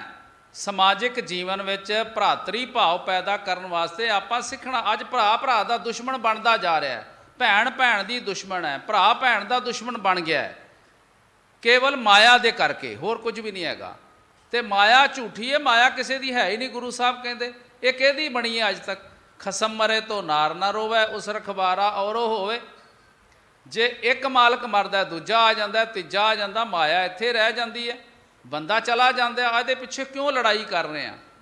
ਭਰਾਤਰੀ ਭਾਵ ਗੁਰੂ ਸਾਹਿਬ ਨੇ ਸਮਝਾਇਆ ਇਸ ਸਾਖੀ ਦੇ ਅੰਦਰ। ਹੁਣ ਵੱਡੇ ਭਰਾ ਨੂੰ ਪੁੱਛਿਆ ਵੀ ਭਲਿਆ ਤੂੰ ਕਿਉਂ ਇੱਧਰ ਪਾਏ ਕਣਕ ਦੇ ਪੀਪੇ ਛੋਟੇ ਭਰਾ ਦੇ ਬੋਲ 'ਚ? ਕਹਿਣ ਲੱਗਾ ਜੀ ਮੇਰਾ ਭਰਾ ਛੋਟਾ ਹੈ, ਬੜਾ ਲਾਡਲਾ, ਬੜਾ ਖਰਚੀਲਾ ਹੈ, ਇਸ ਕਰਕੇ ਮੈਂ ਸੋਚਿਆ ਵੀ ਇਹਦਾ ਜਿਹੜਾ ਖਰਚੇ ਨੇ ਤੇ ਪੂਰੇ ਹੋ ਜਾਣਗੇ, ਇਸ ਕਰਕੇ ਮੈਂ ਇੱਧਰ ਪਾ ਦਿੱਤੇ। ਘਟਿਆ ਕਿਸੇ ਦਾ ਵੀ ਨਹੀਂ ਹੈ। 15 ਪੀਪੇ ਉੱਧਰ ਪਏ ਸੀ ਤੇ 15 ਪੀਪੇ ਛੋਟੇ ਨੇ ਚੁੱਕ ਕੇ ਉੱਧਰ ਪਾ ਦਿੱਤੇ, ਬੋਲ ਦੋਨਾਂ ਦੇ ਬਰਾਬਰ ਰਹਿ ਗਏ। ਅੰਦਰੋਂ ਪਿਆਰ ਜਿਹੜਾ ਸੀ ਨਾ, ਉਹ ਅੰਦਰੋਂ ਪਿਆਰ ਵਧਿਆ ਹੈ ਕਿ ਮੈਂ ਆਪਣੇ ਭਰਾ ਦੀ ਮਦਦ ਕੀਤੀ ਹੈ। ਵੱਡਾ ਕਹਿੰਦਾ ਮੈਂ ਆਪਣੇ ਭਰਾ ਦੀ ਮਦਦ ਕੀਤੀ, ਛੋਟਾ ਕਹਿੰਦਾ ਮੈਂ ਆਪਣੇ ਭਰਾ ਦੀ ਮਦਦ ਕੀਤੀ ਹੈ। ਅੰਦਰੋਂ ਪਿਆਰ ਬਣਿਆ ਹੈ, ਦਿਲੀ ਪਿਆਰ ਬਣਿਆ। ਗੁਰੂ ਸਾਹਿਬ ਨੇ ਕਿਹਾ ਭਾਈ ਮਰਦਾਨਾ ਜੀ, ਆਹ ਗੱਲ ਹੈ ਸਿੱਖਣ ਦੀ ਕਿ ਦੋਨਾਂ ਭਰਾਵਾਂ ਦੇ ਵਿੱਚ ਇੰਨਾ ਪਿਆਰ ਹੈ, ਇੰਨਾ ਇੱਕ ਦੂਸਰੇ ਦੇ ਦੁੱਖ ਸੁੱਖ ਦਾ, ਇੱਕ ਦੂਸਰੇ ਦੇ ਖਰਚਿਆਂ ਦਾ ਇੰਨਾ ਖਿਆਲ ਰੱਖਦੇ ਆ। ਤੇ ਅੱਜ ਕੀ ਹੋ ਰਿਹਾ ਹੈ, ਆਪਾਂ ਇੱਕ ਦੂਸਰੇ ਦੇ ਭਰਾ ਦੀ ਜੇਬ ਕੱਟਣ ਦੀ ਕੋਸ਼ਿਸ਼ ਕਰਦੇ ਵੀ ਇਹਦੇ ਕੋਲੋਂ ਮੈਂ ਹੀ ਖੋ ਕੇ ਆਪਣੀ ਜੇਬ 'ਚ ਪਾ ਲਵਾਂ। ਗੁਰੂ ਨਾਨਕ ਪਾਤਸ਼ਾਹ ਮਹਾਰਾਜ ਜੀ ਦਾ ਜੀਵਨ ਪੜ੍ਹਦੇ ਆ ਨਾ, ਸਮਾਜ ਵਿੱਚ ਕਿਵੇਂ ਵਿਚਰਨਾ ਹੈ, ਸਾਨੂੰ ਇਹ ਸਿੱਖਿਆ ਮਿਲਦੀ ਹੈ ਕਿ ਅਸੀਂ ਜੀਵਨ ਵਿੱਚ ਕਿਵੇਂ ਜੀਣਾ ਹੈ, ਸਮਾਜ ਵਿੱਚ ਕਿਵੇਂ ਜੀਣਾ ਹੈ, ਰਿਸ਼ਤੇ ਕਿਵੇਂ ਨਿਭਾਉਣੇ ਆ। ਜੇ ਇੱਕ ਦੂਸਰੇ ਦੀ ਮਦਦ ਕਰਾਂਗੇ ਘਟਣਾ ਫਿਰ ਵੀ ਨਹੀਂ ਆ, ਜੇ ਖੋਵਾਂਗੇ ਤੇ ਵਧਣਾ ਫਿਰ ਵੀ ਨਹੀਂ ਹੈ। ਜੇ ਇੱਕ ਦੂਸਰੇ ਦੀ ਮਦਦ ਕਰਦੇ ਰਵਾਂਗੇ ਤੇ ਦਿਲੀ ਪਿਆਰ ਵਧੇਗਾ, ਆਤਮਿਕ ਸ਼ਾਂਤੀ ਬਣੀ ਰਹੇਗੀ, ਮਨ ਨੂੰ ਸਕੂਨ ਬਣਿਆ ਰਹੇਗਾ, ਕੋਈ ਟੈਨਸ਼ਨ ਨਹੀਂ ਹੋਏਗੀ, ਕਿਸੇ ਤਰ੍ਹਾਂ ਦਾ ਕੋਈ ਘਬਰਾਹਟ ਨਹੀਂ ਹੋਏਗੀ ਮੈਂ ਦੂਸਰੇ ਦਾ ਮਾਲ ਮਾਰ ਲਿਆ। ਗੁਰੂ ਸਾਹਿਬ ਕਹਿੰਦੇ ਜੇ ਸਕੇ ਭਰਾਵਾਂ 'ਚ ਇਸ ਤਰ੍ਹਾਂ ਕਰਦੇ ਹੋ ਤੇ ਦੂਜਿਆਂ ਨਾਲ ਵੀ ਇੱਦਾਂ ਹੀ ਕਰੋ। ਜਿਹੜੇ ਤੁਹਾਡੇ ਸਕੇ ਨਹੀਂ ਹੈਗੇ ਉਹਨਾਂ ਨਾਲ ਵੀ ਐਸਾ ਹੀ ਵਿਵਹਾਰ ਕਰੋ, ਉਹਨਾਂ ਦਾ ਵੀ ਭਲਾ ਕਰੋ, ਉਹਨਾਂ ਦੀ ਵੀ ਮਦਦ ਕਰਨ ਦੀ ਕੋਸ਼ਿਸ਼ ਕਰੋ। ਇਸੇ ਵਾਸਤੇ ਗੁਰੂ ਸਾਹਿਬ ਨੇ ਕਿਹਾ ਸੀ ਗਰੀਬ ਦਾ ਮੂੰਹ ਗੁਰੂ ਦੀ ਗੋਲਕ। ਜੇ ਕੋਈ ਲੋੜਵੰਦ ਹੈ ਤੇ ਉਹਦੀ ਮਦਦ ਕਰਨੀ ਸਾਡਾ ਫਰਜ਼ ਬਣਦਾ, ਇਹਦੇ ਨਾਲ ਸਾਨੂੰ ਖੁਸ਼ੀ ਮਿਲਦੀ ਹੈ। ਇੱਕ ਬੱਚਿਆਂ ਦਾ ਛੋਟਾ ਇੱਕ ਨਾਟਕ ਜਿਹਾ ਆਉਂਦਾ ਹੁੰਦਾ ਸੀ, ਕਈ ਸਾਲ ਪਹਿਲਾਂ ਵੇਖੀਦਾ ਸੀ, ਕਾਰਟੂਨ। ਉਹਦੇ 'ਚ ਉਹ ਇੱਕ ਦੂਸਰੇ ਦੀ ਮਦਦ ਕਰਦੇ ਆ ਤੇ ਮਦਦ ਕਰਕੇ ਫਿਰ ਬੋਲਦੇ, ਕਹਿੰਦੇ ਮਦਦ ਕਰਕੇ ਬੜੀ ਖੁਸ਼ੀ ਹੋਈ। ਜਦੋਂ ਵੇਖ ਲਿਓ, ਮਦਦ ਕਰਕੇ ਵੇਖਿਓ ਕਦੀ ਵੀ, ਅੰਦਰੋਂ ਬੜੀ ਖੁਸ਼ੀ ਹੋਏਗੀ ਵੀ ਮੈਂ ਮਦਦ ਕੀਤੀ ਹੈ ਤੇ ਉਹਦਾ ਭਲਾ ਹੋ ਗਿਆ, ਉਹਦਾ ਕੰਮ ਚੱਲ ਗਿਆ। ਦਿਲ ਜਿਹੜਾ ਅੰਦਰੋਂ ਠੰਡਾ ਠਾਰ ਰਹੇਗਾ।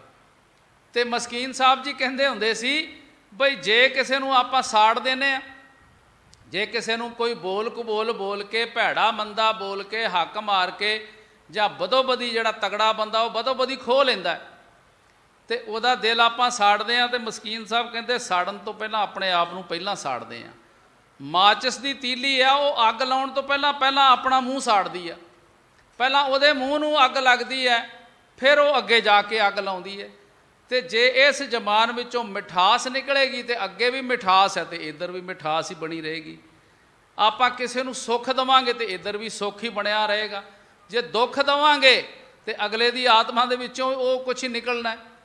ਗੁਰੂ ਦੀ ਬਾਣੀ ਨੂੰ ਅਸੀਂ ਸਮਝਣਾ ਹੈ, ਗੁਰੂ ਦੇ ਦੱਸੇ ਹੋਏ ਮਾਰਗ ਨੂੰ ਅਸੀਂ ਸਮਝਣਾ ਹੈ ਤੇ ਇਹਨੂੰ ਅਪਣਾਉਣਾ ਹੈ। ਕੋਈ ਵੀ ਗੱਲ ਆਪਾਂ ਰੋਜ਼ ਕਥਾ 'ਚ ਸੁਣਦੇ ਹਾਂ, ਕੀਰਤਨ ਵਿੱਚ ਸੁਣਦੇ ਹਾਂ, ਉਹਨੂੰ ਅਸੀਂ ਘਰ ਜਾ ਕੇ ਸੋਚਣਾ ਹੈ, ਹੋਮਵਰਕ ਜ਼ਰੂਰ ਕਰਨਾ ਹੈ। ਇਹ ਤੇ ਸਾਡਾ ਹੈ ਕਲਾਸ ਵਰਕ, ਜਿੱਥੇ ਆਪਾਂ ਬਹਿ ਕੇ ਕਥਾ ਵੀ ਸੁਣਦੇ ਹਾਂ, ਕੀਰਤਨ ਵੀ ਸੁਣਦੇ ਹਾਂ, ਨਿਤਨੇਮ ਵੀ ਸੁਣਦੇ ਹਾਂ। ਇਹ ਸਾਡਾ ਕਲਾਸ ਵਰਕ ਹੈ। ਘਰ ਜਾ ਕੇ ਜਿਹੜਾ ਬੱਚਾ ਹੋਮਵਰਕ ਨਹੀਂ ਨਾ ਕਰਦਾ, ਉਹ ਬੱਚਾ ਫਿਰ ਪੇਪਰਾਂ ਦੇ ਵਿੱਚ ਅਵਲ ਨੰਬਰ ਨਹੀਂ ਲੈਂਦਾ। 33% ਲੈ ਕੇ ਤੇ ਭਾਵੇਂ ਪਾਸ ਹੋ ਜਾਏ। ਜੇ ਜਿਹਨੇ ਅਵਲ ਨੰਬਰ ਲੈਣੇ ਆ ਵਧੀਆ, ਉਹਨੂੰ ਹੋਮਵਰਕ ਜਾ ਕੇ ਘਰ, ਜਿਹੜਾ ਸਕੂਲ ਪੜ੍ਹਿਆ ਉਹ ਘਰ ਜਾ ਕੇ ਉਹਨੂੰ ਪੜ੍ਹਨਾ ਪਏਗਾ।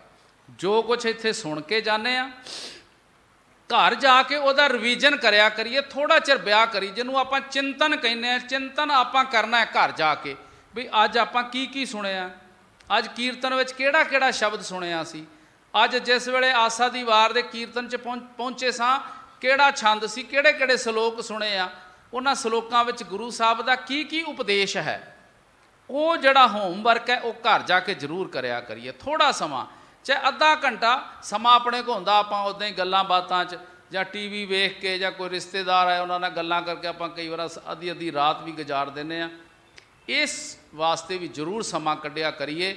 ਜੋ ਗੁਰੂ ਘਰੋਂ ਸੁਣਿਆ ਉਹਦਾ ਹੋਮਵਰਕ ਘਰ ਜ਼ਰੂਰ ਕਰਨਾ ਹੈ ਕਿ ਸਤਿਗੁਰਾਂ ਦੇ ਘਰੋਂ ਅੱਜ ਕੀ ਕੀ ਉਪਦੇਸ਼ ਮਿਲਿਆ ਹੈ ਤੇ ਇਹਨੂੰ ਅਸੀਂ ਆਪਣੀ ਜ਼ਿੰਦਗੀ ਦੇ ਵਿੱਚ ਕਿਵੇਂ ਅਪਣਾਉਣਾ ਹੈ, ਤਾਂ ਕਿ ਸਾਡੀ ਜ਼ਿੰਦਗੀ ਜਿਹੜੀ ਹੈ, ਜੋ ਸਾਨੂੰ ਮਨੁੱਖਾ ਜਨਮ ਮਿਲਿਆ ਹੈ, ਇਹ ਸਾਡਾ ਸੁਖਮਈ ਤੇ ਆਨੰਦਮਈ ਬਣਿਆ ਰਹੇ। ਜਿਹੜੇ ਮਕਸਦ ਵਾਸਤੇ ਅਸੀਂ ਸੰਸਾਰ ਵਿੱਚ ਆਏ ਹਾਂ, ਉਹ ਮਕਸਦ ਸਾਨੂੰ ਪ੍ਰਾਪਤ ਹੋਵੇ। ਤੇ ਉਹ ਮਕਸਦ ਕੀ ਹੈ? ਰੱਬ ਨਾਲ ਇਕਮਿਕਤਾ ਹਾਸਲ ਕਰਨਾ। ਕਬੀਰ ਸਾਹਿਬ ਕਹਿੰਦੇ ਮੈਂ ਇੱਕ ਨਾਲ ਜੁੜ ਗਿਆ ਤੇ ਲੋਕਾਂ ਨੂੰ ਬੜੀ ਦਿੱਕਤ ਆ ਰਹੀ ਹੈ, ਜਦ ਕਿ ਲੋਕਾਂ ਨੂੰ ਖੁਸ਼ ਹੋਣਾ ਚਾਹੀਦਾ ਵੀ ਕੋਈ ਬੰਦਾ ਰੱਬ ਨਾਲ ਜੁੜਿਆ। ਪਰ ਕਬੀਰ ਸਾਹਿਬ ਕਹਿੰਦੇ ਆ ਕਈ ਲੋਕਾਂ ਨੇ ਇਸ ਗੱਲ ਦਾ ਇਤਰਾਜ਼ ਕੀਤਾ ਹੈ, ਹਮ ਅਪਤੈ ਆਪਣੀ ਪਤ ਖੋਈ, ਹਮਰੈ ਖੋਜ ਪਰੋ ਮਤ ਕੋਈ। ਕਬੀਰ ਸਾਹਿਬ ਕਹਿੰਦੇ ਫਿਰ ਠੀਕ ਹੈ, ਜੇ ਤੁਸੀਂ ਮੇਰੀ ਗੱਲ ਦਾ ਗੁੱਸਾ ਮਨਾ ਰਹੇ ਹੋ ਤੇ ਕੋਈ ਗੱਲ ਨਹੀਂ, ਮੈਨੂੰ ਤੇ ਹੁਣ ਕਿਸੇ ਦੀ ਕੋਈ ਫਿਕਰ ਨਹੀਂ ਹੈ, ਮੈਂ ਤੇ ਹੁਣ ਕਿਸੇ ਦੀ ਪਰਵਾਹ ਨਹੀਂ ਕਰਦਾ। ਆਮ ਕਰਕੇ ਆਪਾਂ ਕੋਈ ਕੰਮ ਕਰਨ ਲੱਗਦੇ ਆਪਾਂ ਕਹਿੰਦੇ ਲੋਕੀ ਕੀ ਕਹਿਣਗੇ, ਦੁਨੀਆ ਕੀ ਕਹੇਗੀ, ਦੁਨੀਆ ਦੀ ਪਰਵਾਹ ਪਹਿਲਾਂ ਕਰਦੇ ਆ, ਆਪਣੀ ਪਰਵਾਹ ਨਹੀਂ ਕਰਦੇ। ਬਈ ਸਾਡੇ ਵਾਸਤੇ ਕਿਹੜਾ ਭਲਾ। ਹੁਣ ਆਪਾਂ ਕੋਈ ਕਾਰਜ ਕਰਦੇ ਆ, ਜੇ ਘੱਟ ਖਰਚ ਕਰਨਾ ਹੁੰਦਾ ਤੇ ਆਪਾਂ ਕਹਿੰਦੇ ਘੱਟ ਖਰਚ ਕੀਤਾ, ਲੋਕੀ ਕੀ ਕਹਿਣਗੇ, ਰਿਸ਼ਤੇਦਾਰ ਕੀ ਕਹਿਣਗੇ, ਤੇ ਕੋਈ ਇੰਨਾ ਕੀ ਪੈਸਾ ਸੀ। ਲੋਕਾਂ ਦੀਆਂ ਗੱਲਾਂ ਸੁਣਨ ਵਾਸਤੇ ਅਸੀਂ ਕਰਜ਼ਾਈ ਹੋ ਜਾਂਦੇ ਹਾਂ। ਬਾਬਾ ਕਬੀਰ ਸਾਹਿਬ ਜੀ ਕਹਿੰਦੇ ਹਮ ਅਪਤੈ ਆਪਣੀ ਪਤ ਖੋਈ, ਕਹਿੰਦੇ ਮੈਨੂੰ ਨਹੀਂ ਹੁਣ ਕੋਈ ਪਰਵਾਹ, ਨਾ ਮੈਨੂੰ ਇੱਜ਼ਤ ਦੀ, ਨਾ ਮੈਨੂੰ ਬੇਪਤੀ ਦੀ। ਭਾਵੇਂ ਕੋਈ ਮੇਰੀ ਇੱਜ਼ਤ ਕਰੋ, ਭਾਵੇਂ ਕੋਈ ਮੇਰੀ ਬੇਇੱਜ਼ਤੀ ਕਰੋ, ਮਾਨ ਕਰੋ ਅਪਮਾਨ ਕਰੋ, ਮੈਨੂੰ ਕੋਈ ਲੈਣਾ ਦੇਣਾ ਨਹੀਂ, ਕਿਉਂਕਿ ਮੈਂ ਇਹਨਾਂ ਗੱਲਾਂ ਤੋਂ ਉੱਪਰ ਉੱਠ ਚੁੱਕਿਆ। ਹਮ ਅਪਤੈ ਆਪਣੀ ਪਤ ਖੋਈ, ਹਮਰੈ ਖੋਜ ਪਰੋ ਮਤ ਕੋਈ। ਖੋਜ ਸ਼ਬਦ ਜਿਹੜਾ ਨਾ, ਇੱਕ ਤੇ ਖੋਜਬੀਨ ਹੁੰਦਾ ਹੈ, ਇੱਕ ਖੋਜ ਹੁੰਦੀ ਹੈ ਪੈੜ। ਪਿੰਡਾਂ 'ਚ ਅਸੀਂ ਛੋਟੇ ਛੋਟੇ ਸੀ ਉਦੋਂ ਦੇਖੀਦਾ ਹੈ, ਜੇ ਕਿਸੇ ਦਾ ਡੰਗਰ ਗਵਾਚ ਜਾਂਦਾ ਸੀ ਤੇ ਖੋਜੀ ਬੰਦੇ ਹੁੰਦੇ ਸੀ, ਹੁਣ ਤੇ ਮੇਰੇ ਖਿਆਲ ਉਹ ਖੋਜੀ ਰਹੇ ਨਹੀਂ। ਉਹ ਖੋਜ ਲੱਭ ਕੇ ਨਾ ਜਿੱਥੇ ਤੱਕ ਡੰਗਰ ਪਹੁੰਚਿਆ ਹੈ, ਜਿੱਥੇ ਚੋਰੀ ਹੋਈ ਹੈ, ਉੱਥੋਂ ਤੱਕ ਉਹ ਨਿਸ਼ਾਨੀ ਪਹੁੰਚਾ ਦਿੰਦੇ ਸੀ ਉਹ ਖੋਜੀ ਬੰਦੇ। ਬਾਬਾ ਕਬੀਰ ਸਾਹਿਬ ਕਹਿੰਦੇ ਹਮਰੀ ਖੋਜ ਪਰੋ ਮਤ ਕੋਈ, ਮੇਰੀ ਖੋਜ ਮੇਰੀ ਪੈੜ ਦੇ ਪਿੱਛੇ ਕੋਈ ਨਾ ਆਇਓ ਜਿਹਨੂੰ ਮੈਂ ਚੰਗਾ ਨਹੀਂ ਲੱਗਦਾ। ਮੈਂ ਤੁਹਾਡੇ ਤਰਲੇ ਨਹੀਂ ਕੱਢ ਰਿਹਾ, ਮੈਂ ਤੁਹਾਨੂੰ ਸਮਝਾਇਆ ਸੀ, ਤੁਸੀਂ ਨਹੀਂ ਮੰਨ ਰਹੇ, ਤੁਸੀਂ ਮੇਰੀ ਖਿਲਾਫਤ ਕਰ ਰਹੇ ਹੋ। ਕੋਈ ਗੱਲ ਨਹੀਂ, ਮੈਨੂੰ ਕੋਈ ਪਰਵਾਹ ਨਹੀਂ, ਜ਼ਮਾਨਾ ਮੈਨੂੰ ਬੁਰਾ ਕਵੇ, ਭਲਾ ਕਵੇ, ਚੰਗਾ ਕਵੇ, ਮਾੜਾ ਕਵੇ, ਮੈਂ ਜ਼ਮਾਨੇ ਦੀ ਪਰਵਾਹ ਕਰਨੀ ਛੱਡ ਦਿੱਤੀ ਹੈ। ਤੇ ਗੁਰੂ ਸਾਹਿਬ ਇਹੀ ਗੱਲ ਸਾਨੂੰ ਸਮਝਾ ਰਹੇ ਬਾਣੀ ਵਿੱਚ, ਬਈ ਦੁਨੀਆ ਦੀ ਪਰਵਾਹ ਨਹੀਂ ਕਰਨੀ, ਦੁਨੀਆ ਤੇ ਮਰ ਮੁੱਕਣ ਵਾਲੀ ਹੈ। ਦੁਨੀਆ ਨਾ ਸਾਲਾ ਜੋ ਮਰ ਵੰਝਸੀ, ਦੁਨੀਆ ਤੇ ਮਰਨ ਮੁੱਕਣ ਵਾਲੀ ਹੈ। ਦੁਨੀਆ ਦੀ ਕੀ ਪਰਵਾਹ ਕਰਨੀ, ਪਰਵਾਹ ਕਰਨੀ ਹੈ ਤੇ ਸੱਚੇ ਰੱਬ ਦੀ ਪਰਵਾਹ ਕਰੀਏ, ਜਿਨਨੇ ਅਗਲੀ ਦਰਗਾਹ ਦੇ ਵਿੱਚ ਵੀ ਸਾਡੀ ਬਾਂਹ ਫੜਨੀ ਹੈ, ਜਿਨਨੇ ਉੱਥੇ ਵੀ ਸਾਡਾ ਮਾਰਗ ਦਰਸ਼ਨ ਕਰਨਾ। ਇੱਥੇ ਤੇ ਕਰ ਰਿਹਾ ਹੈ ਮਾਰਗ ਦਰਸ਼ਨ ਗੁਰੂ ਦਾ ਸ਼ਬਦ, ਅਗਲੀ ਦਰਗਾਹ ਵਿੱਚ ਜਿੱਥੇ ਸਾਰਿਆਂ ਨੇ ਜਾਣਾ, ਸਭਨਾ ਸਹੁਰੇ ਵੰਜਣਾ, ਸਭ ਮੁਕਲਾਮਣ ਹਾਰ, ਜਿੱਥੇ ਸਾਰਿਆਂ ਨੇ ਪਹੁੰਚਣਾ, ਉੱਥੇ ਵੀ ਸ਼ਬਦ ਨੇ ਸਾਡੀ ਸੇਧ ਕਰਨੀ ਹੈ। ਤੇ ਬਾਬਾ ਕਬੀਰ ਸਾਹਿਬ ਜੀ ਥੋੜਾ ਤਨਜ ਵਿੱਚ ਆਏ, ਕਹਿਣ ਲੱਗੇ ਬਈ ਨਹੀਂ ਮੰਨਦੇ ਤੇ ਫਿਰ ਨਾ ਸਹੀ, ਮੈਂ ਤੇ ਪਰਵਾਹ ਕਿਸੇ ਦੀ ਕਰਦਾ ਨਹੀਂ, ਮੈਂ ਤੇ ਤੁਹਾਡੇ ਕਹਿਣ ਨਾਲ ਰੱਬ ਛੱਡਣ ਨਹੀਂ ਲੱਗਾ, ਮੈਂ ਤੇ ਤੁਹਾਡੇ ਕਹਿਣ ਨਾਲ ਲੋਕ ਭਲਾਈ ਛੱਡਣ ਨਹੀਂ ਲੱਗਾ। ਕਬੀਰ ਸਾਹਿਬ ਦੇ ਘਰ ਦੇ ਅੰਦਰ ਇਸ ਤਰ੍ਹਾਂ ਦੀ ਸੇਵਾ ਭਾਵਨਾ ਸੀ ਕਿ ਕਬੀਰ ਸਾਹਿਬ ਦੀ ਘਰਵਾਲੀ ਕਈ ਵਾਰ ਨਾਰਾਜ਼ ਹੋ ਜਾਂਦੀ ਸੀ, ਬਈ ਹਮਕੋ ਚਾਬਨ ਉਨਕੋ ਰੋਟੀ। ਵੇਲੇ ਕਵੇਲੇ ਜਦੋਂ ਪ੍ਰਾਹੁਣੇ ਆ ਜਾਂਦੇ, ਸਭ ਨੂੰ ਪਤਾ ਸੀ ਕਬੀਰ ਸਾਹਿਬ ਦੇ ਘਰ ਲੰਗਰ ਮਿਲਣਾ ਹੀ ਮਿਲਣਾ ਹੈ। ਤੇ ਹੁਣ ਆਮ ਕਰਕੇ ਪਿੰਡਾਂ 'ਚ ਮੈਂ ਦੇਖਿਆ, ਹੁਣ ਤੇ ਅੱਜ ਦੇ ਰਿਵਾਜ ਦੇ ਪਤਾ ਨਹੀਂ, ਪਹਿਲਾਂ ਨਾ ਵਾਹ 20 ਕਿਲੋ 30 40 ਕਿਲੋ ਛੋਲੇ ਬਣਾ ਕੇ, ਕਣਕ ਬਣਾ ਕੇ ਲੋਕੀ ਘਰਾਂ 'ਚ ਰੱਖ ਲੈਂਦੇ ਸੀ ਭੁਨਾ ਕੇ, ਉਹ ਵੇਲੇ ਕਵੇਲੇ ਵਾਸਤੇ, ਵੀ ਜਦੋਂ ਕਿਤੇ ਭੁੱਖ ਲੱਗੀ ਆ ਤੇ ਮੁੱਠ ਭਰ ਕੇ ਚੱਬ ਲਓ।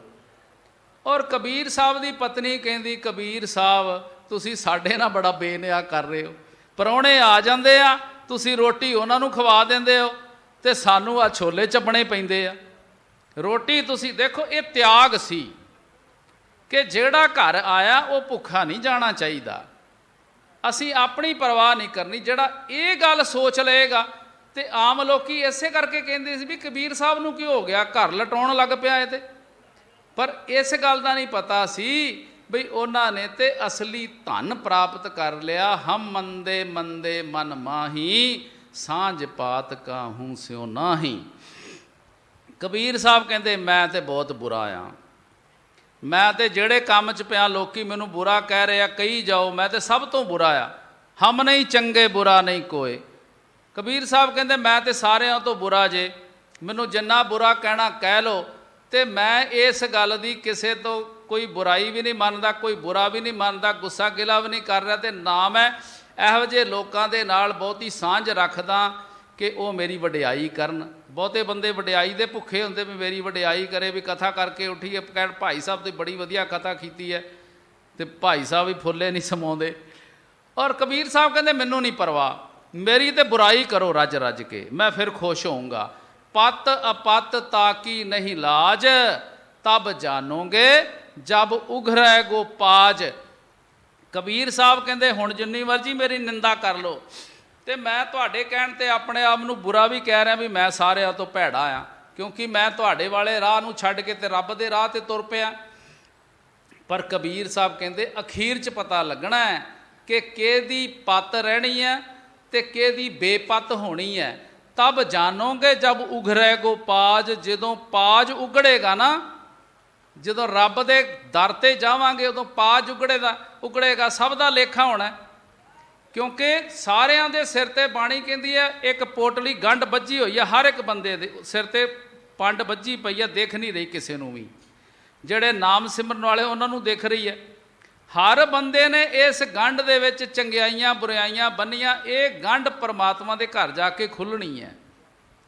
तो जिन्हां ने बाणी पढ़ी है, जिन्हां ने संगत कीती है, जिन्हां ने नितनेम कीता है, उन्हां दी गंढ विचों नितनेम निकलना है, कीर्तन निकलना है, सिमरन निकलना है। जिन्हां ने भैड़े कर्म कीते उन्हां दी गंढ विचों भैड़े कर्म निकलने हैं। कबीर साहब कहते हुण जिन्ना मर्जी मैनूं बुरा कह लो, मैं जमाने की परवाह नहीं करता।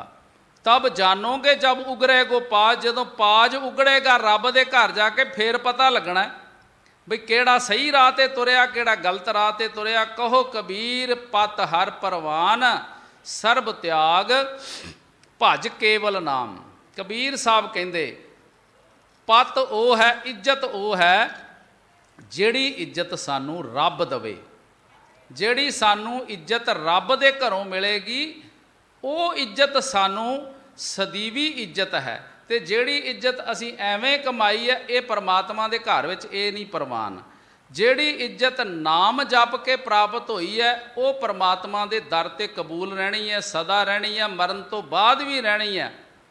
तो जिन्हां लोकां ने केवल दुनियादारी दा ही ध्यान रखिया, परमात्मा वाल नहीं ध्यान दिता, उन्हां वास्ते अगे जाके मुश्किल पएगी। सर्ब त्याग भज केवल नाम। कबीर साहब जी कहते जिन्हां ने सारा कुछ त्याग के जमाने दी चंगियाइयां बुराइयां किसे दियां गल्लां सुनियां, पर बेपरवाही रखी है भी इन्हां गल्लां नाल मैनूं कोई मतलब नहीं है, ते परमात्मा दा सिमरन कीता है, कीर्तन कीता है, कीर्तन सुनिया है, गुरु घर आए आ, निरंतर गुरु नाल जुड़े आ, कोई कुछ भी कहता रहे उन्होंने परवाह नहीं की।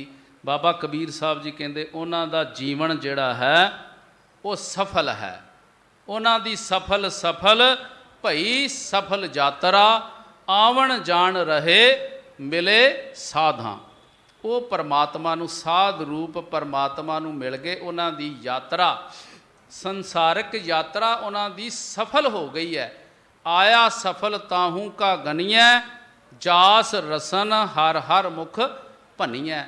जिन्हां ने रसना नाल जपिया है वाहिगुरू वाहिगुरू वाहिगुरू वाहिगुरू वाहिगुरू, जिन्हां ने रसना नाल पढ़िया है जपजी साहब, जाप साहब, सवैये, चौपई साहब, आनंद साहब पढ़दे ही जीवन खिल जाता है।